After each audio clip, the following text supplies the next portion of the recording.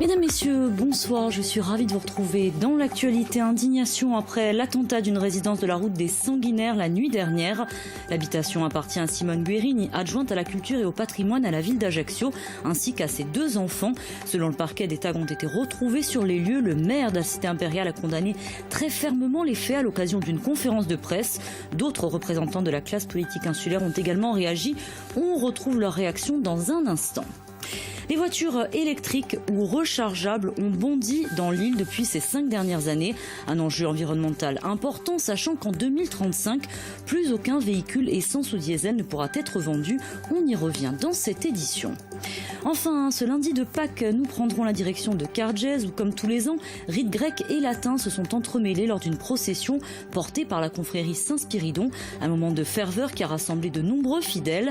Et puis, autre tradition, à Merendela, à Talazani, chaque année, on rallume à cette occasion un four à bois traditionnel pour fabriquer des miachi qui seront par la suite distribués aux habitants du village. Riporto il linguagur saritroa a avin edishtu kortsigazir. Mais avant de développer ces titres, cette information, vous veuillez nous excuser, vous l'avez sans doute constaté. Nous avons été ce soir dans l'impossibilité de diffuser votre intent ou sport in Kortsiga et cela suite à un problème. Donc veuillez nous excuser à nouveau. Et puis, en attendant, je vous le disais, une résidence de la route des Sanguinaires à Ajaccio a donc été visée par un attentat la nuit dernière. La demeure inhabitée au moment des faits appartient à Simone Guerini, adjointe à la culture et au patrimoine à la ville d'Ajaccio, ainsi qu'à ses 2 enfants. Des tags ont été retrouvés sur les lieux. Le détail, Marie-France Giuliani, Jacques-Paul Stéphanie. Les fils de Simone Guerini sont sous le choc, c'était leur maison d'enfance. Il ne reste plus grand-chose de la résidence visée cette nuit, route des Sanguinaires. L'intérieur a été dévasté par les flammes.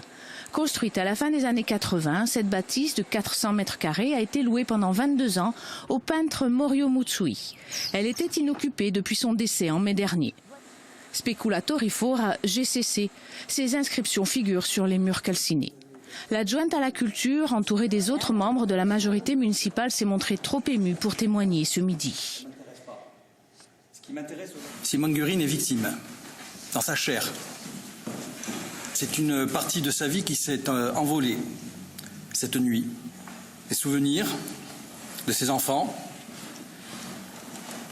de son époux, de ce qu'elle est en tant que femme. C'est parti en poussière, dans l'incompréhension totale, le choc. Des voisins ont alerté les pompiers vers 1h du matin après avoir entendu un fort retentissement. La police technique et scientifique recherche des indices pour déterminer si une explosion a précédé l'incendie ou si le feu a provoqué la combustion assourdissante d'une bouteille de gaz. L'enquête de voisinage débute. La plupart des villas dans ce secteur très prisé sont équipées de caméras de surveillance, contrairement à celle de Simone Guerini. Le parquet d'Ajaccio a ouvert une enquête pour dégradation de biens par moyens dangereux et a visé le parquet antiterroriste. Un attentat qui n'a pas manqué de faire réagir la classe politique insulaire. On vient de le voir, le maire d'Ajaccio, Stéphane Sbraj, a donné ce lundi une conférence de presse en présence d'élus municipaux et de Simone Guerini elle-même. Il s'agissait notamment de condamner très fermement ces faits qui ont visé son adjointe et sa famille. Les réactions d'indignation et de soutien sont par ailleurs nombreuses, comme celle du président de l'exécutif de Corse. Tour d'horizon, Alain Strombonne, Jennifer Capaille et Jacques-Paul Stéphanie. Nous sommes dans une forme de désarroi, nous sommes décontenancés. Après l'incendie de la villa de Simone Guerini, le maire d'Ajaccio a réagi ce lundi depuis l'hôtel de ville. Aux côtés de son adjointe à la culture et de plusieurs conseillers municipaux de la majorité, Stéphane Sbraj a condamné l'acte. Aujourd'hui, elle est frappée par cet acte lâche qui ne peut pas souffrir de l'absence de condamnation. Et qui renvoie notre société à une situation très obscure, très fragile, et avec un sentiment très fort d'insécurité.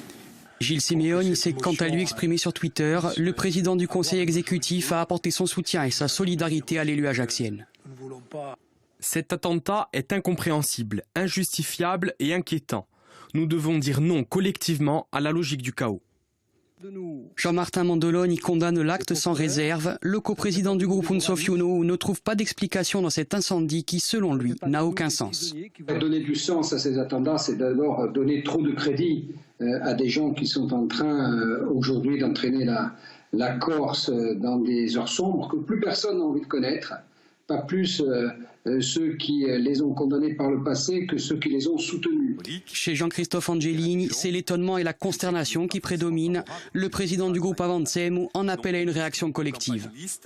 Et en tant que tel, les phénomènes qui aujourd'hui frappent la société et nous plongent, je le répète, chaque jour davantage dans une forme de chaos, doivent nous interpeller. Pour ma part aujourd'hui, je suis avec l'ensemble de mes amis mobilisés et dédiés à ça et je pense que c'est véritablement une priorité. La Ligue des droits de l'homme a elle aussi apporté son soutien à Simone Guerini. Une fois de plus, une personne élue est visée. Quel est donc le sens à donner à cette répétition d'actions qui consiste à viser systématiquement des élus, leurs proches, leurs biens personnels ? Pour rappel, les mairies d'Afa et d'Apieto avaient également été ciblées par des attentats le mois dernier.